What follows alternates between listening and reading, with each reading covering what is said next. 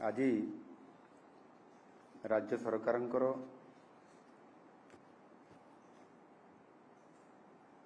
सैंतीसतम बैठक बसीथिला। एही अवसर रे प्रस्तावित थिबा 19टी प्रस्तावरु 16टी प्रस्ताव को आज आलोचना सहित ताकू ग्रहित होईछि एवं समुदाय 13टी विभागर ये समस्त कैबिनेट रे आलोचना होईकि ताकू मंजूरी प्राप्त होईछि। सबुठार गुरुत्व प्रसंग होछि जे ओडिशार मेडिकल इंजीनियरिंग एवं अन्यान्य उच्च शिक्षा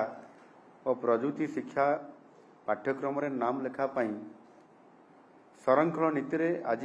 राज्य कैबिनेट रो एक गुरुत्वपूर्ण निष्पत्ति एते राज्य कैबिनेट ग्रहण करिसंती।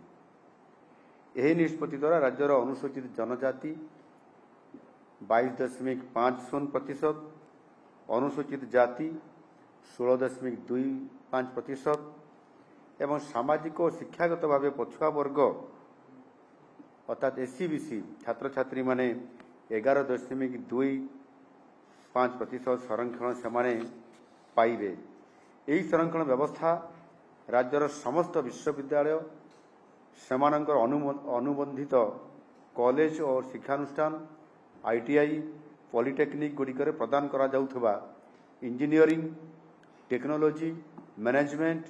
Computer application medicine surgery dental nursing pharmacy आनुषंगिक स्वास्थ्य विज्ञान प्राणी विज्ञान विज्ञान Ayurveda homeopathy agriculture and allied sciences architecture planning and cinematic art and technology आदि शिक्षानुष्ठान रे यह कार्यकारी हेबो। यह सहित राज्य सरकार द्वारा समय समय रे विज्ञप्ति प्रकाशित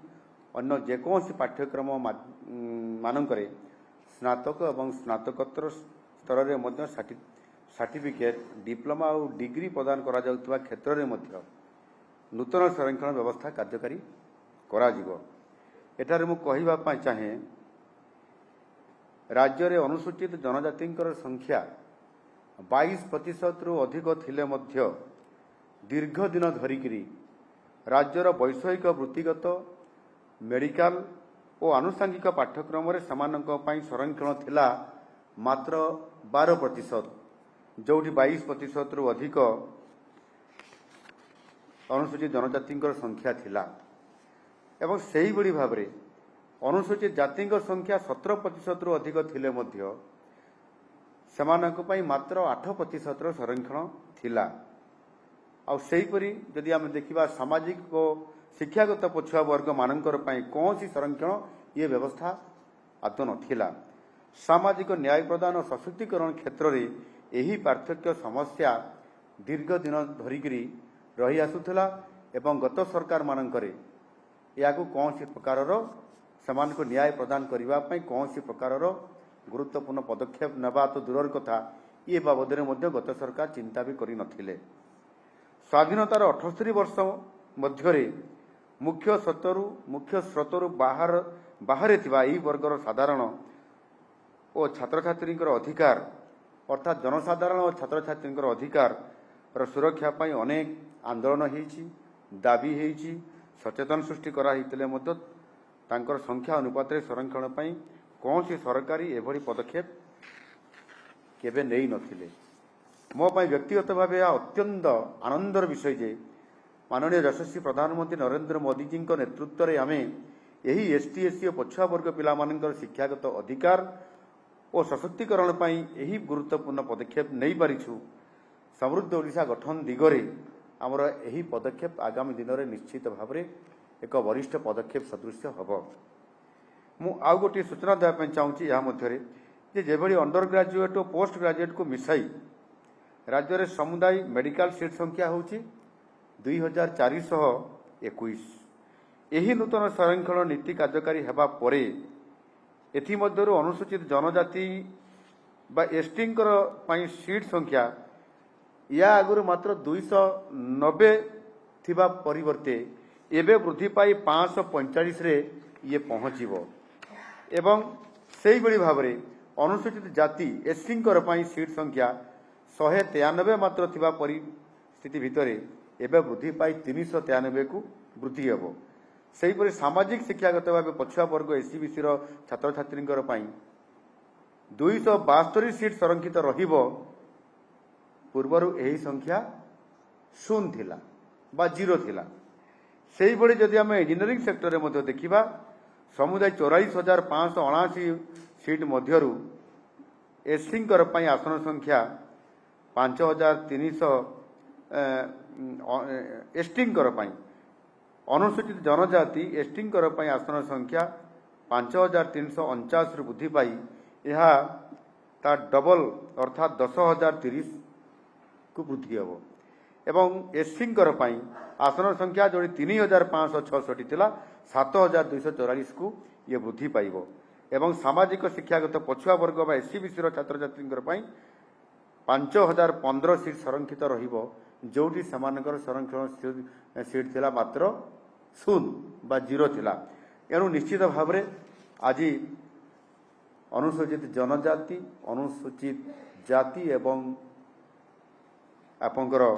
एससीबीसी बा सामाजिक और शिक्षागत दृष्टिकोण जो माने पछुआ वर्ग थिला सेमानंकर शिक्षा क्षेत्र में मेडिकल एवं टेक्निकल वैषयिक क्षेत्र में आद्य संरक्षण एते कम थिला जे आपंकर जेते बेले चाकरी दृष्टिकोण सेमाने अधिक सीट थिले भी 22% थिले भी सेमाने मात्र 12% सीमित रहउथिले 17% एससी सीट थिले भी सेमाने मात्र 8% पाउथिले। ये दृष्टिकोण नगण्य थिला आ सेथिपाई प्रति वर्ष जो संरक्षण जो सीट रखाउतला ता वैकेंसी पर वैकेंसी बढ़ु चलुतला एवं ताहा केबे भी फिलअप हेबार संभावना नथिला। अधिक पिला पाठ पढ़िले तो सीट वैकेंसी हेबो ये कथा को गत सरकार आदौ ध्यान दे नथिले एवं संपूर्ण भाव में आदिवासी एसटी एवं दलित जो माने एससी एवं आपंकर एससीबीसी जो माने सामाजिक आउ आपंकर अनग्रसर दृष्टिकोण पछुआ थे से ये अन्याय करा जायतिला। सेथिपई आम सरकार या विचार करी आज संपूर्ण भाव में से न्याय प्रदान करने सहित आगामी दिन में समृद्ध ओडिशा गठन करिबारे जो बड़ भूमिका रहिबो ता निश्चित भाव में यह गुरुत्वपूर्ण भूमिका आगामी दिन में निर्वाह करिबो। द्वितीय प्रस्तावटी अछि सेथिरे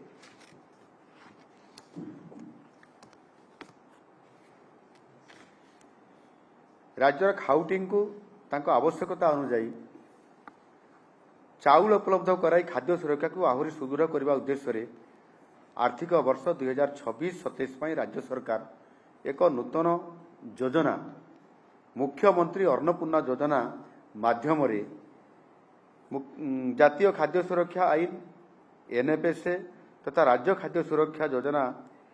एसएफएसएस ये अधीनस्थ हिताधिकारी को अतिरिक्त चाउल कोटा बंटन करने निष्पत्ति आज कैबिनेट रे ये गुरुत्वपूर्ण निष्पत्ति राज्य सरकार नहीं। योजना माध्यम राज्यर टार्गेटेड पब्लिक डिस्ट्रीब्यूटर सिस्टम अधीनस्थ समस्त हिताधिकारी तांको परिवार पई समानकर मासिक नियमित धार्य चाउल कुटा व्यतीत जहाँ कुटा दिया जाउची ताहा व्यतीत नुआ भाबरे जो आमर मुख्यमंत्री अन्नपूर्णा योजना आमे कार्यकारी करने जाऊँ कैबिनेट अनुमोदन पर से मुंड पिछा मासिक अधिक 5 किलोग्राम चाउल मागणार बंटन करा निमंते आज राज्य कैबिनेट मंजूरी यह प्रदान करिसेंती। राज्य में वर्तमान जातीय खाद्य सुरक्षा आईन अधीन 97,97,572 परिवार 3,22,99,692 सदस्य उपकृत होउतबा बेले राज्य सुरक्षा योजना अधीन 2,98,725 परिवार 5,62,737 सदस्य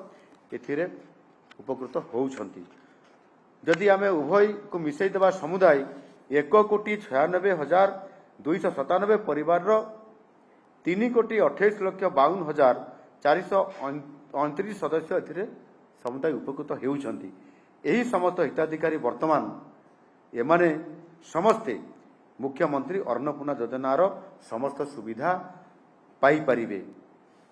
ये संबंधी मासिक हाराहारी 1.64 लाख मेट्रिक टन हिसाब से वार्षिक हाराहारी 19.71 लाख मेट्रिक टन चाउल राज्यर टार्गेटेड पब्लिक डिस्ट्रीब्यूशन सिस्टम अधीनस्थ हिताधिकारी मानकु मुख्यमंत्री अन्नपूर्णा योजन एमाने बा MAPY माध्यम देयमुक्त चाउल बंटन करा जिवा पाई राज्य कैबिनेट आज मंजूरी प्रदान करिसंती। ये बाबद रे आकलन करा जाइतबा मासिक खर्च हाराहारी 734 कोटी टंका हारे वार्षिक व्यय बराद समुदाय 8,813 कोटी टंका आर्थिक वर्ष 2026-27 वर्ष पर कराजिबार प्रस्ताव को राज्य कैबिनेट आज सर्वसम्मतिक्रमे मंजूरी प्रदान करिसंती। या द्वारा राज्यर खाद्य सुरक्षा व्यवस्था संपूर्ण भाव ये सुदृढ़ हवा सहित आगामी दिन में जो माने आर्थिक दृष्टिकोण सामाजिक दृष्टिकोण संपूर्ण भाव में पछुआ अच्छी सेमानंकर आय वृद्धि करने सेमानंकर परिवार विभिन्न समस्या को सुधार करने सेमानंकर पिलामानंकर भविष्य पाठपढ़ा सहित सामाजिक न्याय प्रदान करने जहाँ से परिवार आवश्यकता अच्छी ताकू पूरण करिबारे अनेक समय कठिनता आसी थाए। जहाँ आमर गरीब कल्याण अन्न योजना रे आमे जो चाउल आमे तांकू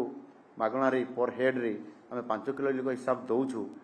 ये जो एवरेज रे जदि देखिया पाखापाखि 20 ରୁ 25 किलो चाउल से मासकू गोटे परिवार पाउछि एवं से परिवार को जदि देखिबा ताले से चाउल 10 दिन भितरे पाखापाखि 10 दिन भितरे से चाउल संपूर्ण भाव से परिवार पाई खर्च होउछि। बाकी 18 ରୁ 20 दिन जो समय रहला सेते बेले पुणी ताकू रोजगार न कले परिवार गुजराल मेंटेन करिबारे भारी ताकू कष्ट हुए। तापर पुणी सामाजिक एवं अन्यान्य खर्च करिया पई पड़ियो शिक्षा क्षेत्र में से दृष्टिकोण जदि आज राज्य सरकार एथिपाई एक गुरुत्वपूर्ण निष्पत्ति आज नेले जो कि आउ 5 किलो लेखा जदि आमे अधिक मागणार से देबू ताले आहुरी 10 दिन ରୁ 12 दिन पर्यंत सेमानकु अर्थात जदि प्रथम गरीब कल्याण अन्न योजना रे केंद्र राज्य सहयोग रे जोटा हमर 10 दिन पर्यंत सेमानकर परिवार प्रतिपोषण हो पारिला ताले ये जो मुख्यमंत्री अन्नपूर्णा योजना रे पुणी आउ 10 दिन पर्यंत ताको परिवार को प्रतिपोषण करबा पई ये गोटे